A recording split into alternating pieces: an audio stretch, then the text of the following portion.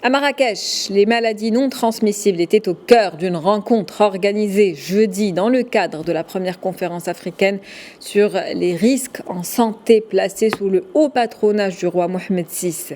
Cette première session d'une table ronde traitant de la thématique des déterminants sociaux de la santé en Afrique a été l'occasion pour un parterre d'experts venus du Royaume-Uni, du Kenya, du Japon, d'Égypte, des États-Unis, des Philippines et du Pakistan de partager leur expertise avec l'assistance, tout en passant en revue, chiffres à l'appui, l'expérience de leurs pays respectifs et des données relatives à ce sujet d'une extrême importance.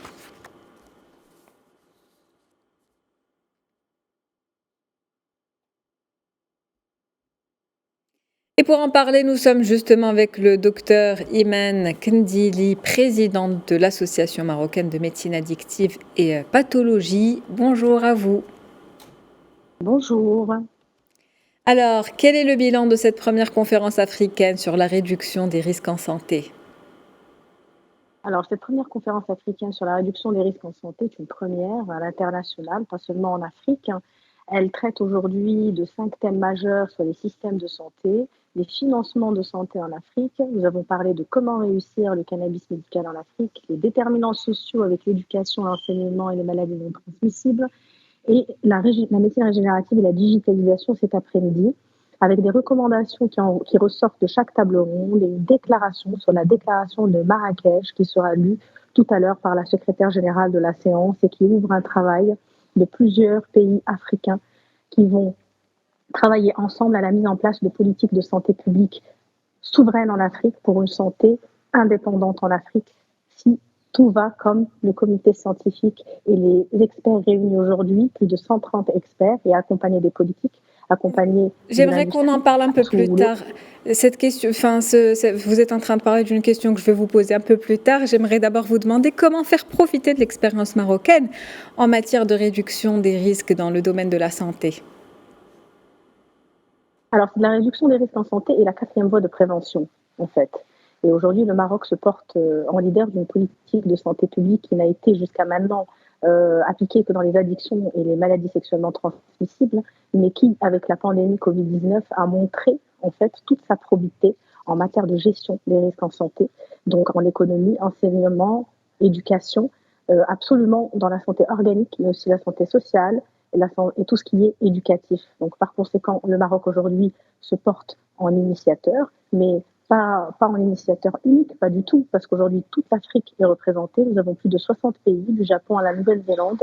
Nous avons des sommités internationales qui, aujourd'hui, sont toutes marocaines, parce qu'aujourd'hui, qu'on le veuille ou non, sous le haut patronage de Sa Majesté, le roi Mohamed VI, que Dieu l'assiste, a ouvert la porte aux experts de penser la santé du futur autrement. Nous allons donc revenir sur cette charte dont vous parliez tout à l'heure, une charte pour renforcer la souveraineté du continent qui a été formulée lors de cette conférence. Comme vous le disiez, qu'est-ce que vous pouvez nous dire là-dessus ? Alors aujourd'hui, nous allons avoir la chance de lire la déclaration de Marrakech, soit 14 recommandations travaillées par un comité d'experts africains, mais aussi de par le monde, qui aujourd'hui pensent le futur de la santé en Afrique, parce qu'aujourd'hui on parle du continent, mais aussi de manière projective sur le monde entier. Aujourd'hui, la voix de parole est à l'Afrique, tout simplement de par les racines, de par la mère on va dire de l'humanité qui est la terre africaine, de par les valeurs aujourd'hui qui sont levées en matière de santé, parce que nous avons appris de la pandémie Covid-19 et aujourd'hui, même dans l'organisation, il y a une solidarité extrêmement importante. C'est le ministère de la Santé avec les Affaires étrangères, avec les Finances, avec l'Intérieur. Et on a vu le chef de gouvernement qui était présent. Nous avons eu la lettre royale et le haut patronage de Sa Majesté Mohamed VI, que Dieu l'assiste. C'est pour voir un peu toute l'importance de la solidarité qui est mise en œuvre.